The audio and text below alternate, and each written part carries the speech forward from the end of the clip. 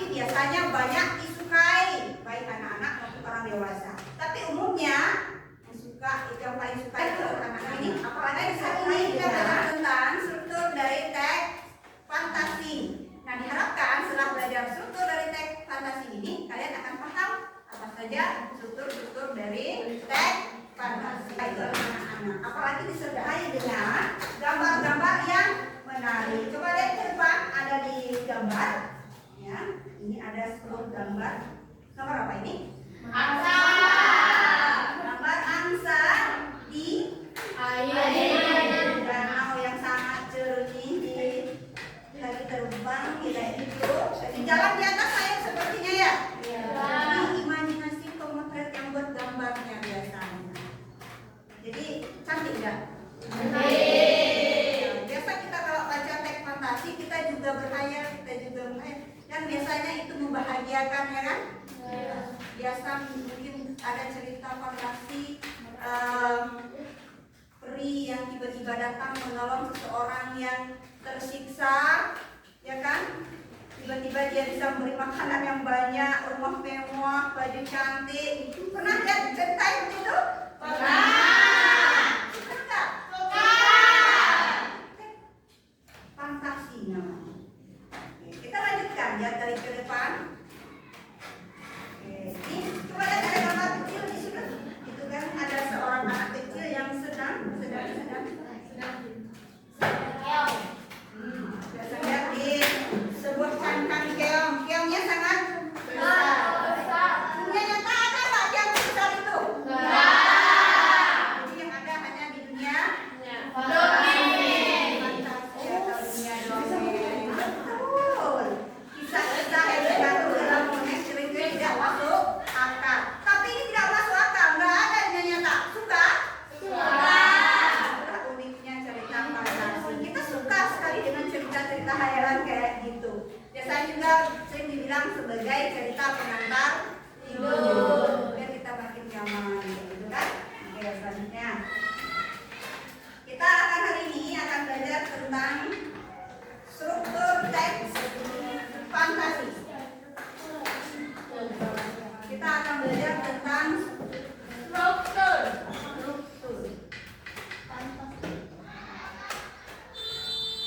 Struktur teks fantasi. Yang pertama ada namanya orientasi. Orientasi. Nah, yang kedua ada namanya komplikasi. Yang ketiga ada namanya resolusi. Dan yang terakhir ada namanya moda. Ada berapa strukturnya? 4. Pertama ada orientasi, ada komplikasi, ada resolusi, ada moda. Oke, lihat ke depan lagi. Ini ada struktur teks fantasi di sini. Orientasi. Coba bacakan orientasi. Pendahuluan cerita dengan memperkenalkan tokoh-tokoh dan di mana terjadinya cerita. Oke, jadi orientasi adalah pengenalan dari sebuah cerita. Dikenalkan, misalnya cerita apa yang paling cerita Timun Mas tahu? Ya, jadi ketika kalau bagian orientasi itu diawali dengan pada zaman dahulu hiduplah seorang janda tua bersama suaminya, mereka belum mempunyai seorang anak. Nah, itu adalah orientasi. Pengenalan awalnya diceritakan. Siapa sih yang akan diceritakan ke bawahnya nanti? Jadi ke dalam cerita itu namanya orientasi.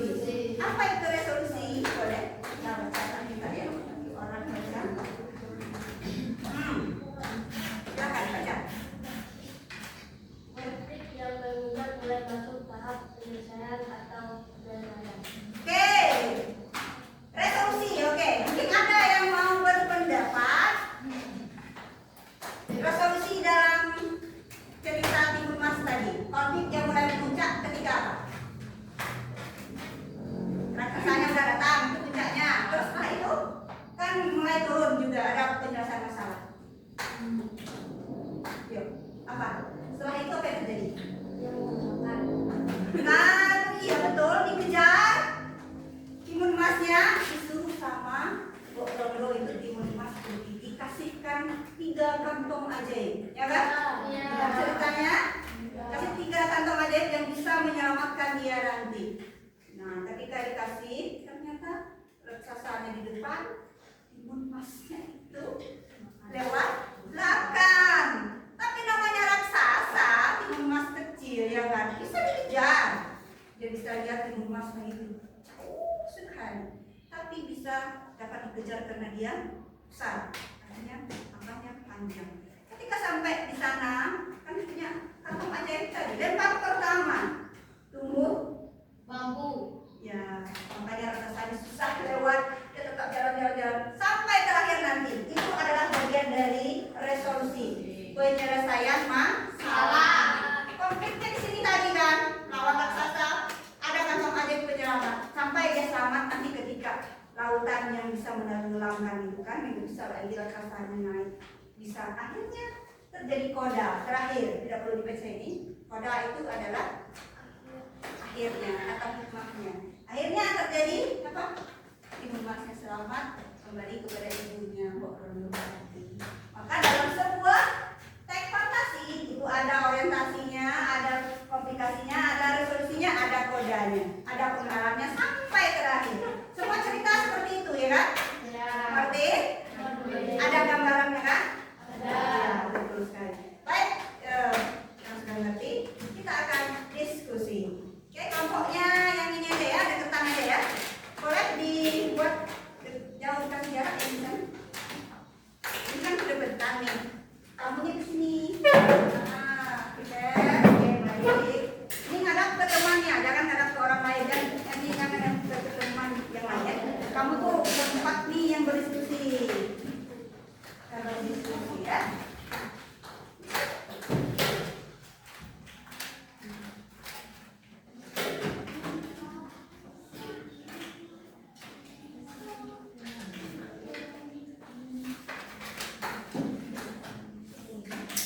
Ini ada teks.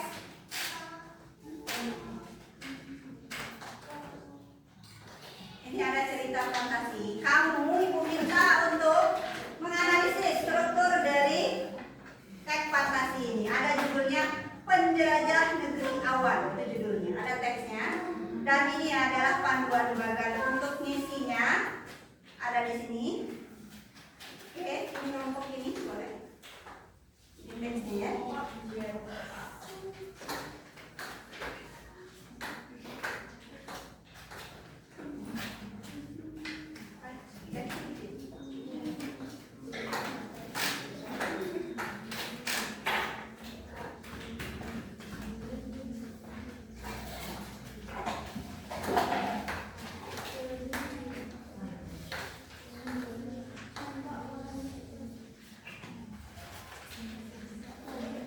Oke.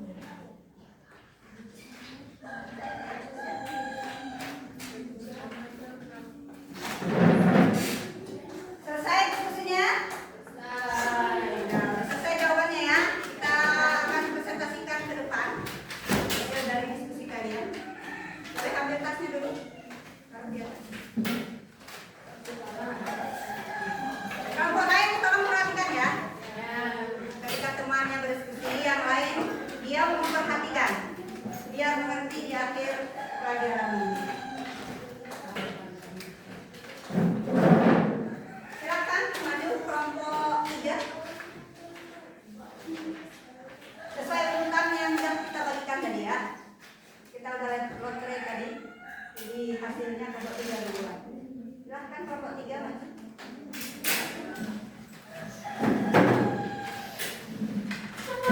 Boleh hadap ke depan. Kelompok 3 akan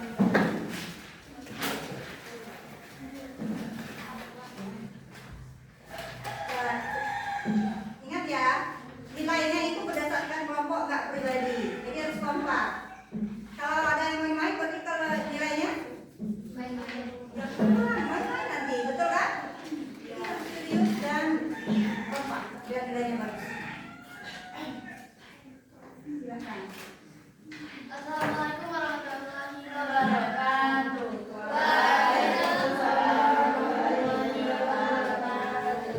Perkenalkan, kami dari kelompok 3, kami akan menyampaikan diskusi kami tentang komunikasi. Munculnya masalah. Muncul masalah dalam teks fantasinya. Oke, judul baca dulu judul teksnya apa?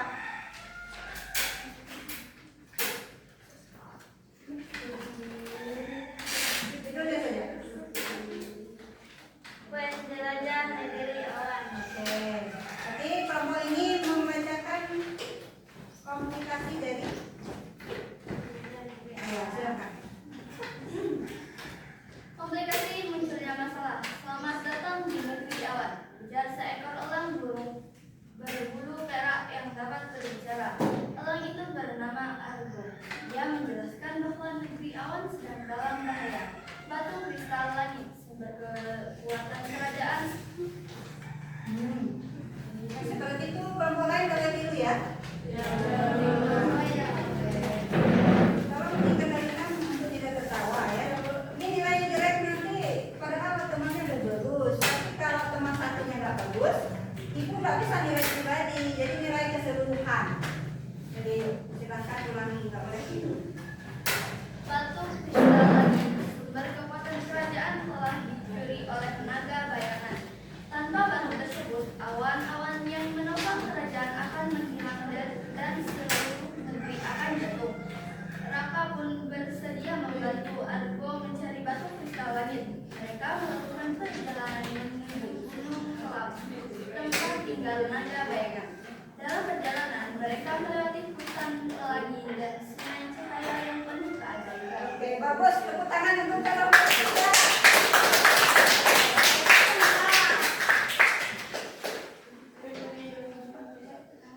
Oke, ada yang bertanya ke kelompok ini, silakan. Oke, baik. Kelompok 1 ingin bertanya kepada kelompok 3 ya. Sudah ngerti jawab pertanyaannya kan? Sudah, oke, baik. Bagaimana Caca, sudah paham? Sudah? Sudah. Dengan jawabannya? Sudah. Sudah? Sudah, oke, baiklah. Silakan kembali. Kita lanjutkan ke kelompok selanjutnya. Silakan. Oke, selanjutnya kelompok 2. Urutannya tadi ya. Silakan kelompok 2.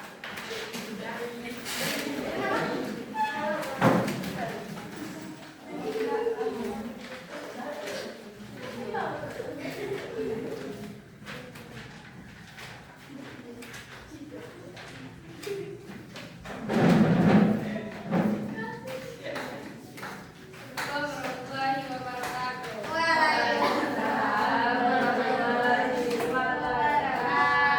Kami dari kelompok 2 akan mempresentasikan hasil dari diskusi kami tadi tentang orientasi.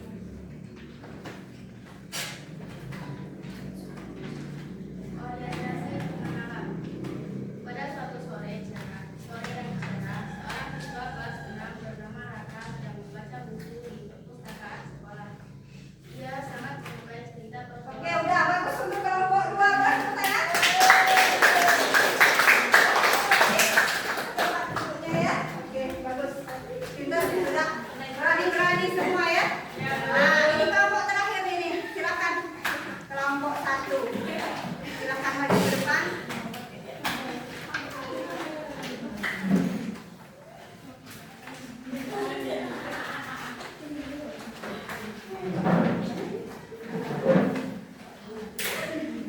Yang lain perhatikan. Tenang dulu, tenangkan diri. Geser situ. Yang sana ke sini.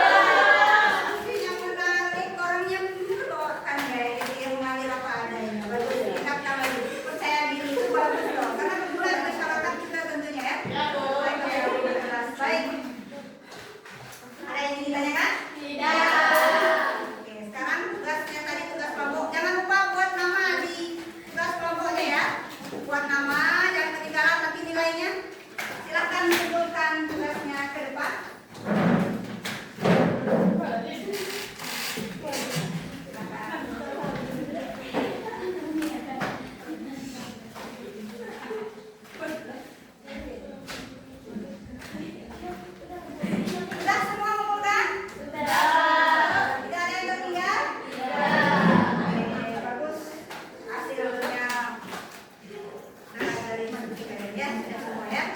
Baik, kesimpulan dari pelajaran kita hari ini bahwa struktur dari tes fantasi itu ada 4: orientasi, komplikasi, resolusi, dan koda. Coba kita ulang bersama-sama. Struktur dari tes fantasi ada yang pertama orientasi,